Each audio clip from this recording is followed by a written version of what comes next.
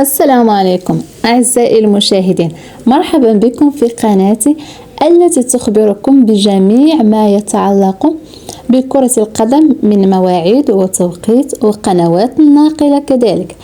ما عليكم إلا أن تشتركوا وتفعلوا الجرس لكي يصلكم كل جديد. نبدأ على بركة الله.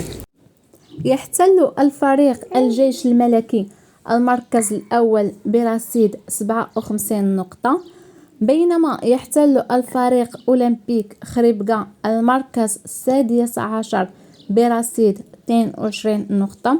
وسوف يتلاقى الفريق الجيش الملكي ضد الفريق أولمبيك خريبكا، وذلك يوم الأحد موافق 11 يونيو 2023.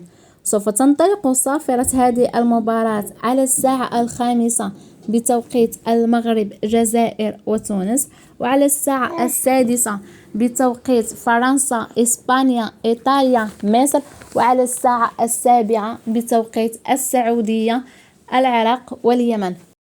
أعزائي المشاهدين، كنتمنى لكم فرجة ممتعة، وإلى موعد آخر إن شاء الله. دمتم في رعاية الله.